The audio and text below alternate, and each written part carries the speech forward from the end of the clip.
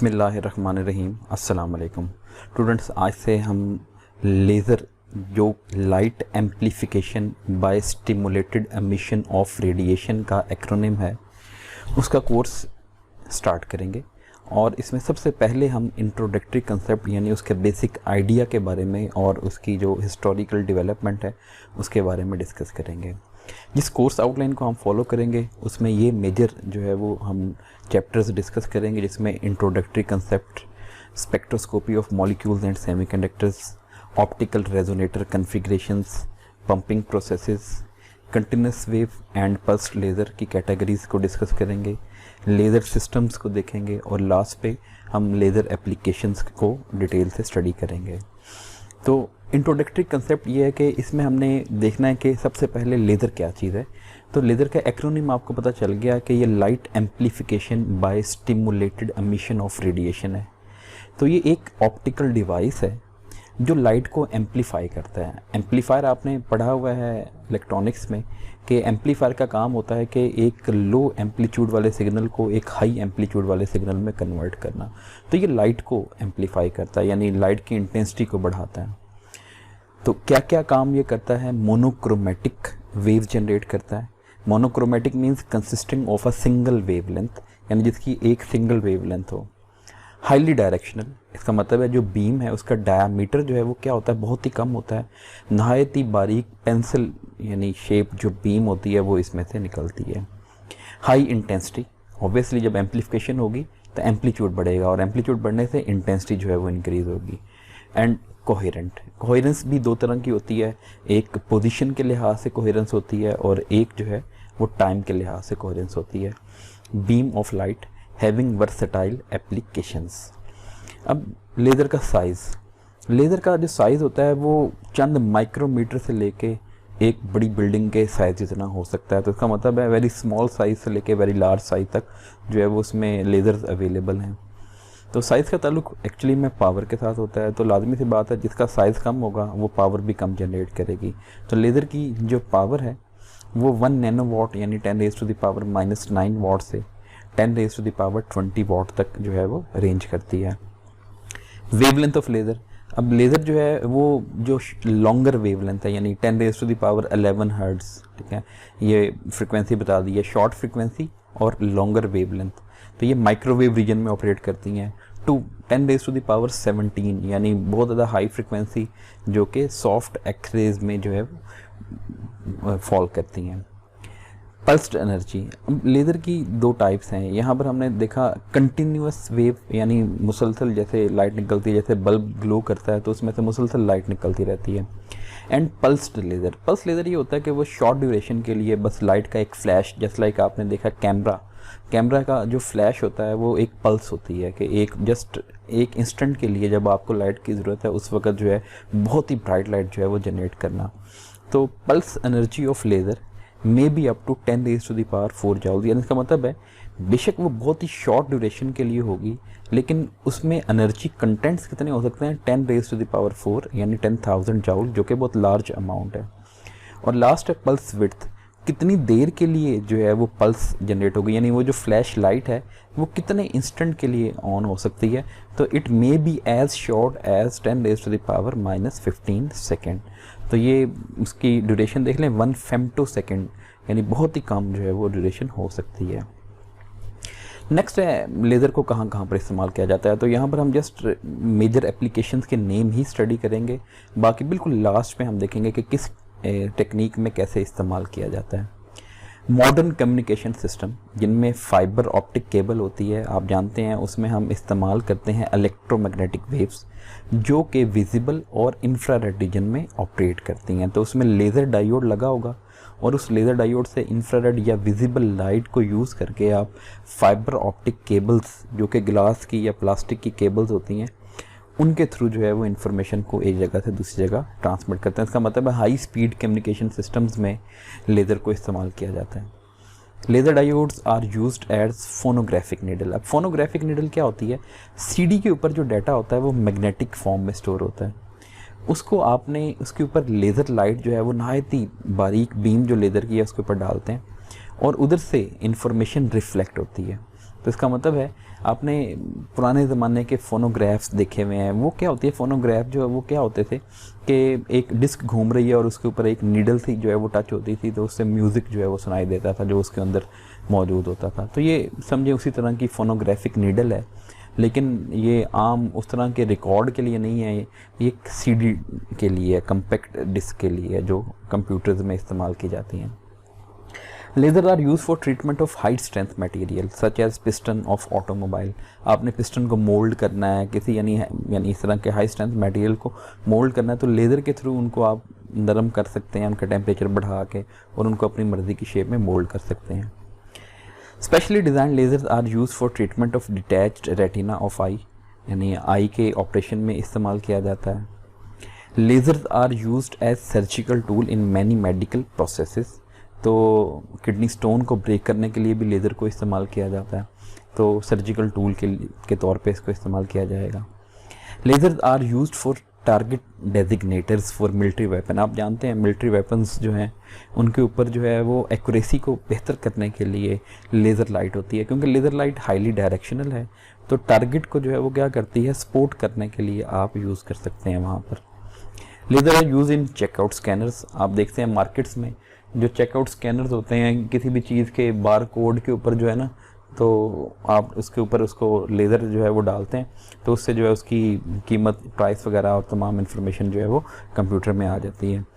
Lasers are use to drill holes even in most durable materials, तो highly directional है, तो इसका मतलब है बहुत ज़्यादा जो पावर है वो बहुत ही स्मॉल एरिया में जो है आपने फोकस की हुई है, तो इसका मतलब है इंटेंसिटी बहुत ज़्यादा है, तो इंटेंसिटी बहुत ज़्यादा होगी तो वो होल को ड्रिल करने के जो है वो काम आ सकती है। ठीक है, नेक्स्ट है लेज़र का आइडिया कितने दिया। ठीक है, लेज़र का आइडिया सबसे पहले आइंस्टाइन ने दिया। आइंस्टाइन ने एक आइडिया दिया स्टिमुलेटेड एमिशन का। अब स्टिमुलेटेड एमिशन से पहले देखते हैं कि आइंस्टाइन से पहले लोगों का यकीन ये था, यानी ये साइंटिस्ट थे वो ये बिलीव करते थे कि फोटोन जब किसी एटम से टकराएंगे तो उसके दो ही रास्ते हो सकते हैं। पहला ये होगा कि अगर कोई एटम ग्राउंड स्टेट में है यानी लो एनर्जी स्टेट में है, तो फोटोन जब उससे टकराएगा तो फोटोन अब्जॉर्ब हो जाएगा एटम में, और एटम जो है वो लो एनर्जी स्टेट से हाई एनर्जी स्टेट में जो है वो चला जाएगा। इस प्रोसेस को स्टिमुलेटेड अब्जॉर्प्शन कहा जाता है। तो यहाँ पर ये शो किया गया इसी ब्लॉक डायग्राम से कि ये लो एनर्जी स्टेट है जिसको E1 एनर्जी स्टेट कहा गया है, ये हाई एनर्जी स्टेट है जिसको E2 एनर्जी स्टेट कहा गया है। इन दोनों के दरमियान जो गैप है वो है डेल्टा E, जो कि E2 माइनस E1 से आप निकाल सकते हैं। अब अगर बाहर से कोई ऐसा फोटोन जिसकी energy exactly E2 minus E1 के बराबर है, वो जब आके इस एटम से टकराएगा जो कि ग्राउंड स्टेट में था, तो उसको ग्राउंड स्टेट से लिफ्ट करेगा और ये एक्साइटेड स्टेट के अंदर जो है वो ले जाएगा, तो इसको स्टिमुलेटेड अब्जॉर्प्शन कहा जाता है। स्टिमुलेटेड इसलिए कहा गया कि आप अपनी मर्ज़ी से कोई भी एनर्जी का फोटोन ला के इलेक्ट्रॉन एटम को लो एनर्जी स्टेट से हाई एनर्जी स्टेट में नहीं ले जा सकते, सिर्फ वही वाला फोटोन यहाँ पर वर्क करेगा जिसकी एनर्जी एग्जैक्टली इस एनर्जी डिफरेंस के बराबर होगी, तो ये स्टिमुलेटेड अब्जॉर्प्शन का प्रोसेस है। नेक्स्ट दूसरा जो तरीकाकार था वो था स्पॉन्टेनियस एमिशन, जिसके बारे में साइंटिस्ट को पता था। वो ये कि अब हमने देखा प्रीवियस स्लाइड में यहाँ पर कि एटम ग्राउंड स्टेट से निकला है और एक्साइटेड स्टेट में चला गया। अब ये जो एक्साइटेड स्टेट होती है इसका लाइफ टाइम बहुत कम होता है, इसका लाइफ टाइम 10⁻⁻⁸ सेकेंड के करीब करीब होता है। तो जब 10⁻⁻8 सेकेंड, अब ये तो बहुत ही कम टाइम है, ये है जस्ट 10 नैनो सेकेंड। तो जब इतना टाइम गुजरेगा तो atom automatically high energy state को छोड़ेगा और वापस कहाँ पर चला जाएगा, लो एनर्जी स्टेट में। तो ये हाई एनर्जी स्टेट को इसने इतने टाइम के बाद लीव करना है, ऑटोमेटिकली नीचे आ जाना है, और जो एनर्जी इसने ऊपर जाते हुए अब्जॉर्ब की थी वही energy in the form of photon वापस आते हुए एमिट कर देगा। यानी just like conservation of energy के एन मुताबिक है। इसका मतलब है इसको स्पॉन्टेनियस एमिशन कहा जाता है, यानी आप कुछ नहीं भी करेंगे तो एटम हाई एनर्जी स्टेट में ज़्यादा देर के लिए नहीं टिक सकता, वहाँ से ऑटोमेटिकली जो है वो डाउनवर्ड आ जाएगा। अब ये दो चीज़ें जो है वो लोगों को पता थी। अब आइंस्टाइन ने ये कहा कि अगर कोई भी एटम हाई एनर्जी स्टेट में यानी इस स्टेट में है, एक्साइटेड स्टेट में है, आप क्या कर सकते हैं, बाहर से एक और फोटोन लेके आएंगे जिसकी एनर्जी एग्जैक्टली इन दोनों एनर्जी लेवल्स के दरमियान जो डिफरेंस है उसके बराबर होगी। तो जब वो फोटोन एक्साइटेड स्टेट वाले इस एटम से टकराएगा तो इस एटम को नॉक डाउन करेगा और इसको नीचे की जानिब ले आएगा यहाँ पर। तो यहाँ पर भी एटम एक्साइटेड स्टेट से ग्राउंड स्टेट में आ रहा था, यहाँ पर भी एक्साइटेड से ग्राउंड स्टेट में आ रहा है। फ़र्क क्या है, यहाँ पर वो खुद से आ रहा है ऑन इट्स ओन, अपनी मर्जी से, क्योंकि वहाँ पर उसका टाइम पूरा हो गया एक्साइटेड स्टेट में। यहाँ पर आपने क्या किया है, बाहर से एक फोटोन ले आए हैं, यानी वो स्पॉन्टेनियस डिके होने से पहले ही आपने क्या किया है, बाहर से एक फोटोन लाए और उस फोटोन को आपने इस्तेमाल किया इस एटम को नीचे गिराने के लिए। अब जो फोटोन आपने इस्तेमाल किया वो फोटोन उसने तो जस्ट इतना किया कि इसको जो है वो स्टिमुलेट करके नीचे भेज दिया है, तो वो फोटोन एज इट इज़ रहेगा। और ये जो एटम है जो हाई स्टेट से लो स्टेट में आया है, ये अपनी एनर्जी जो है वो in the form of photon emit कर देगा।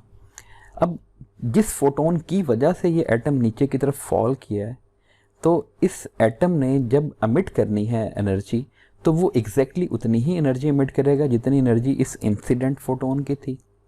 सेम उसी डायरेक्शन में फोटोन एमिट होगा जिस डायरेक्शन में ये वाला फोटोन मूव कर रहा था, और सेम उसी फेज़ के साथ एमिट होगा जिस फेज़ के साथ ये वाला फोटोन उसके साथ टकराया है।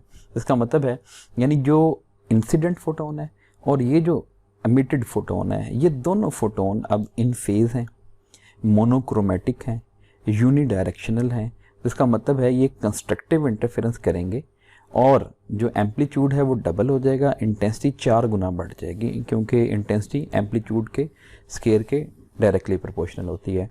तो इसका मतलब है ये आइडिया जो है वो सबसे पहले आइंस्टाइन ने फ्लोट किया। उसने कहा कि अगर कायनात जो है वो सिमेट्री के ऊपर बनी है, तो उसका मतलब ये है कि अगर एक फोटोन लो स्टेट से हाई स्टेट में फोटोन को एटम को लिफ्ट कर सकता है, तो उसी फोटोन की मदद से आप एटम को हाई स्टेट से लो स्टेट में भी ला सकते हैं।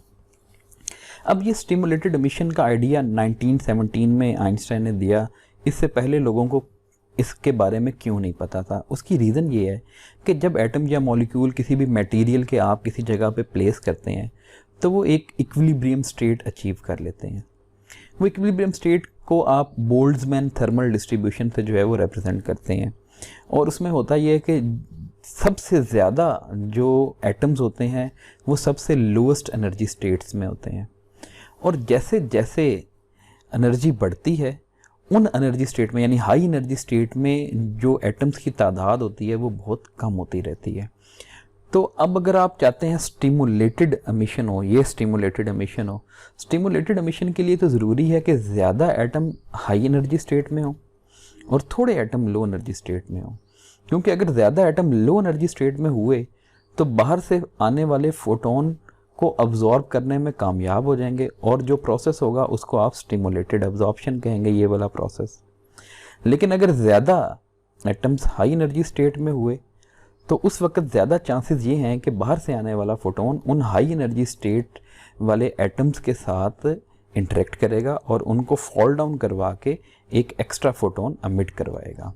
तो इसका मतलब है कि ज़्यादा एटम ग्राउंड स्टेट में होते हैं नॉर्मली, और थोड़े एटम जो है वो क्या होते हैं, हाई एनर्जी स्टेट में होते हैं। इसलिए स्टिमुलेटेड अब्जॉर्प्शन जो है उसके चांसेस ज़्यादा होते हैं और स्टिमुलेटेड एमिशन के चांसेस बहुत कम होते हैं। तो इसलिए प्रोबेबिलिटी जो है उसकी बेसिस के ऊपर अब्जॉर्प्शन जो है वो ज़्यादा होती है, एमिशन के चांसेस बहुत कम हैं। अगर आप चाहते हैं एमिशन हो तो उसके लिए ज़रूरी है कि आप ज़्यादा एटम्स को हाई एनर्जी स्टेट में, एक्साइटेड स्टेट में रखें, जिसको हम बाद में देखेंगे कि मेटास्टेबल स्टेट कहा जाता है। यार ये कंसेप्ट यहाँ पर जो है वो बेसिक कंसेप्ट था लेज़र के बारे में। अब लेज़र डेवलपमेंट क्या थी? चार्ल्स एच टाउन्स एक रिसर्चर था जिसने 1953 में सबसे पहले एक मेज़र, लेज़र नहीं है ये मेज़र है, measure means microwave amplification by stimulated emission of radiation. उसने ये देखा, यानी जो उसका आइडिया था वो ये था, जो उसने बहुत सारे रिसर्च पेपर में जो है वो पब्लिश भी किया, कि अगर आप मॉलिक्यूल्स को किसी कैविटी में रख दें, ये देखें मैंने कैविटी यहाँ पर ड्रॉ की हुई है, इस कैविटी का मतलब ये होता है कि एक्चुअली में ये एक बारीक सी ट्यूब ही है, जिसकी एक साइड पे रिफ्लेक्टिव मिरर है, जो लाइट को बिल्कुल जैसे लाइट पड़ती है वापस रिफ्लेक्ट कर देता है, और एक साइड पे जो पार्शली रिफ्लेक्टिंग मिरर है ये है मौजूद, यानी ये लाइट का कुछ हिस्से को रिफ्लेक्ट करता है और कुछ हिस्से को ट्रांसमिट कर देता है। अब इसमें फ़िलहाल ये आप देख रहे हैं कि ये आपको एक्वा कलर में जो डॉट्स दिखाई दे रहे हैं ये ग्राउंड स्टेट में है सारे के सारे एटम। आपने कुछ ऐसा प्रोसेस किया जिससे ज़्यादा एटम जो हैं वो कहाँ पर चले गए, एक्साइटेड स्टेट में। ये जो पर्पल आपको दिखाई दे रहे हैं ये एक्साइटेड स्टेट एटम है, एक्वा ग्राउंड स्टेट है। तो आपने क्या किया है कि पहले सारे के सारे ही आप देख रहे हैं ग्राउंड स्टेट में थे। ये जो आपने प्रोसेस किया है कि ज़्यादा एटम अब कहाँ पर चले गए हैं, हाई एनर्जी स्टेट में, और थोड़े एटम जो है वो ग्राउंड स्टेट में रह गए हैं। इसको कहा जाता है पॉपुलेशन इन्वर्जन, कि आपने बिल्कुल आबादी की तनासब को चेंज कर दिया, कि हाई स्टेट में ज़्यादा और ग्राउंड स्टेट में कम कर दिए हैं। अब ये जो पॉपुलेशन इन्वर्जन है, इस पॉपुलेशन इन्वर्जन के नतीजे में क्या होगा कि अब बहुत सारे एटम जो है वो हाई एनर्जी स्टेट के अंदर जो है वो इस वक्त मौजूद हैं। इनमें से कोई एक एटम भी स्पॉन्टेनियसली फॉल करेगा, कोई एक एटम स्पॉन्टेनियस एमिशन करे तो वो एक फोटोन अमिट कर देगा।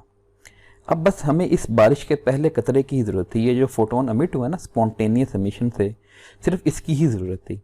अब ये फोटोन टकराएगा एक एक्साइटेड स्टेट एटम के साथ और उसको नॉकडाउन करवाएगा, और उसमें से भी एक फोटोन अमिट हो जाएगा। तो एक फोटोन अब किस में कन्वर्ट हो गया, दो फोटोन्स में। ये दो फोटोन टकराएंगे इस मिरर से, टकराने के बाद रिफ्लेक्ट हो जाएंगे। ये दो फोटोन मज़ीद दो एटम्स को जो कि एक्साइटेड स्टेट में थे उनको नॉकडाउन करवाएंगे और मज़ीद दो फोटोन अमिट करवाएंगे, तो वो चार फोटोन हो जाएंगे। ये इधर से जो है वो रिफ्लेक्ट हो जाएंगे। जब ये इधर से रिफ्लेक्ट होंगे तो उस वक़्त जो है दोबारा से जो है वो रिफ्लेक्शन की वजह से मज़ीद जो है वो फोटोन टकराएंगे मज़ीद एक्साइटेड स्टेट एटम्स के साथ, और टकराने के बाद जो है वो 4 से 8 हो जाएंगे। तो ये रेजोनेंट कैविटी, इसे कैविटी कहा जाता है, जिसमें बैक एंड फोर्स मूवमेंट हो रही है फोटोन्स की, और उसकी वजह से जो है वो एमिशन हो रही है। अब बहुत ज़्यादा जब हाई इंटेंसिटी बीम बन जाएगी तो वो यहाँ से एमिट हो जाएगी। तो उसने यही देखा कि माइक्रोवेव एमिशन के लिए आप मॉलिक्यूल्स को किसी भी रेजोनेंट कैविटी में रखें और फिर स्टिमुलेट करवाएं, यानी उनको किसी प्रोसेस के थ्रू जो है वो इस तरह से रेजोनेट करवाएं, जो कि हमने यहाँ पर अभी डिस्कस किया। तो रेजोनेंट कैविटी क्या होती है, ये एक अरेंजमेंट होती है जिससे रेजोनेंस जो है वो पैदा होती है। तो टाउन्स ने फिर ये काम किया कि जो भी रिज़ल्ट आए थे उसने वर्किंग लेज़र जब मेज़र बना ली 1953 में, तो अपने रिज़ल्ट्स को मॉस्को के यानी रूस के 2 साइंटिस्ट के साथ मिलकर पब्लिश किया, और उन रिज़ल्ट के नतीजे में 1964 में उनको नोबेल प्राइज़ मिला। अब जैसे ही मेज़र बनी, मेज़र के बाद जो है वो लोगों ने स्टार्ट किया कि ये तो है माइक्रोवेव रीजन में। अब माइक्रोवेव रीजन के बाद होता है इंफ्रारेड रीजन और फिर विजिबल रीजन। तो उनका कि हम विजिबल लाइट को एम्पलीफाई करें, यानी इंटेंस विजिबल लाइट जनरेट करें। तो उस आइडिया को कुछ लोगों ने नाम दिया ऑप्टिकल मेज़र, और किसी ने उसको लेज़र का नाम दिया। ठीक है, तो जो साइंटिस्ट थे उनका यानी बिलीव ये था उस वक़्त कि जो शॉर्टर वेवलेंथ है यानी लाइट है, इंफ्रारेड रेडिएशन है, इनके लिए जो कंडीशंस होंगी वो इन कंडीशन से मुख्तलिफ होंगी। ठीक है, यानी ये जो कंडीशंस चार्ल्स एच टाउन्स ने इस्तेमाल की माइक्रोवेव को एम्पलीफाई करने के लिए, तो साइंटिस्ट का बिलीव ये था कि ये सिर्फ माइक्रोवेव के लिए ही वर्क करेंगे और विजिबल लाइट के लिए वर्क नहीं करेंगे ये वाली कंडीशन। तो उन्होंने देखा कि ये मुख्तलिफ होनी चाहिए बहुत ज़्यादा। टाउन्स ने शैलो के साथ मिल के दोबारा से जो स्टिमुलेटेड एमिशन है, जो कि ऑप्टिकल मेजर का आइडिया जिसको उन्होंने जो है वो कहा, उन्होंने इसके ऊपर बहुत सारे रिसर्च पेपर पब्लिश किए, लेकिन वो एक वर्किंग लेज़र नहीं बना सके। गॉर्डन एक और साइंटिस्ट था, उसने ऑप्टिकल मेजर की बजाय सबसे पहले वर्ड यूज़ किया लेज़र का। अब साइंटिस्ट ने इन रिसर्च पेपर जो ये रिसर्च कर रहे थे ये दोनों तीनों लोग, उसकी डाटा की बुनियाद पर साइंटिस्ट ने ये कहा कि जो गैसेस हैं ये सबसे सूटेबल मटेरियल्स हैं जो कि लेज़र को बिल्ड किया जा सकता है जिनको यूज़ करके। लेकिन थियोडोर एच मैमन वो इस आइडिया से बिल्कुल एग्री नहीं करता था। उसने ये कहा कि मैं एक सॉलिड स्टेट लेज़र बनाऊंगा जो कि सिंथेटिक रूबी क्रिस्टल। अब रूबी क्रिस्टल ये राइट साइड पे बनी हुई है, आप जानते हैं कि ये जो नगीने होते हैं वो इस टाइप के कुछ पत्थर वगैरह होते हैं, नेचुरली क्वार्ट्ज होता है, ठीक है, ये सिंथेटिकली जो है वो बनाया गया था। तो उसने 1960 में सबसे पहली जो रूबी लेज़र है वो बनाई और उसको प्रैक्टिकली डेमोस्ट्रेट किया, और उसने बाकी तमाम साइंटिस्ट जो ये कहते थे कि गैसेस के अलावा कोई मीडियम जो है वो लेज़र नहीं बना सकता, उनको जो है वो गलत साबित किया। उसने बड़ी यानी मुश्किलात भी फेस की। उसकी जो लेबॉर्ट्रीज़ के जो एडमिन थे उन्होंने उसको मना भी किया कि आप इन आइडियाज़ के ऊपर वर्क ना करें, आपका रिसर्च पेपर जो है वो बड़ी बड़ी ऑर्गेनाइजेशन ने रिजेक्ट कर दिया कि आप सॉलिड को यूज़ कर रहे हैं, लेकिन उसके बावजूद जो है वो कामयाब हो गया एक रूबी लेज़र बनाने में। और जैसे ही ये सॉलिड स्टेट लेज़र बनी उसके बाद फिर लेज़र का रास्ता जो है वो हमवार हो गया। फिर बहुत सारे दूसरे मीडियम्स को भी यूज़ करके लेज़र बनती गई, जैसे हीलियम नियॉन लेज़र जो कि 1.15 माइक्रोमीटर जो कि इंफ्रारेड रीजन में फॉल करता है वो बनी। और बाद में ये पता चला कि हीलियम नियॉन लेज़र से आप 632.8 नैनोमीटर वाली जो रेड या विजिबल लाइट है उसकी भी आप वो यूज़ कर सकते हैं। फिर 1961 में सॉलिड स्टेट लेज़र बनी जिसको नियोडीनियम डोप्ड इन कैल्शियम टंगस्टेट। आपके जहन में अभी जो कैल्शियम टंगस्टेट है ये एक्चुअली में होता है होस्ट मटेरियल, ठीक है, इसको कहा जाता है ये सबस्ट्रेट है। इसके ऊपर आप क्या करते हैं, नियोडीनियम के आयन को डोप कर देते हैं किसी किसी जगह पे, तो ये होस्ट मटेरियल है, ये एक्चुअल मटेरियल है जिसके एनर्जी लेवल्स को यूज़ करके लेज़र बनाई जाती है। इसको लेजिंग मीडियम कहा जाता है। तो उन्होंने ये बनाई, लेकिन आजकल फिर यूज़ होता है नियोडीनियम आयन को आप एक और मटेरियल जिसको YAG कहा जाता है, YAG, यट्रियम एल्यूमिनियम गार्नेट, ठीक है। तो ये यट्रियम और एल्यूमिनियम का एक मिक्सचर होता है केमिकल जिसको गार्नेट कहा जाता है, तो उसको यूज़ करके आप नियोडीनियम लेज़र बनाते हैं। 1962 में सेमीकंडक्टर लेज़र जो है वो सबसे पहले जो है वो बनाई गई, और उसके बाद ऑर्गॉन आयन लेज़र जो है जो कि 8-10 विजिबल वेवलेंथ के ऊपर ऑपरेट करती थी वो भी बना ली गई। कार्बन डाइऑक्साइड लेज़र सबसे पहले इन्वेंट हुई 1964 में जो कि 10.6 माइक्रोमीटर, ये भी माइक्रोवेव रीजन में फॉल करता है, सॉरी इंफ्रारेड रीजन में फॉल करता है, वो बनाई गई। उसके बाद HCl लेज़र यानी हाइड्रोजन क्लोराइड जो कि एक ऑर्गेनिक लिक्विड है, ऑर्गेनिक डाई लेज़र इनको कहा जाता है, उस कैटेगरी में फॉल करता है। तो ये 3.7 माइक्रोमीटर जो इंफ्रारेड रीजन में फॉल करती है वो 1965 में बनाई गई। तो इस 10 साल के अरसे में 1953 से ऑनवर्ड 65 तक काफ़ी ज़्यादा यानी डिफरेंट कैटेगरी की लेज़र बनाई गई। तो अब हम लेज़र को कुछ कैटेगरीज में डिवाइड कर लेते हैं। देखें, गैसियस लेज़र्स जिसमें जो लेजिंग मीडियम है यानी जो एक्टिव मीडियम है वो गैस होगी, जैसे हीलियम नियॉन लेज़र की हमने बात की।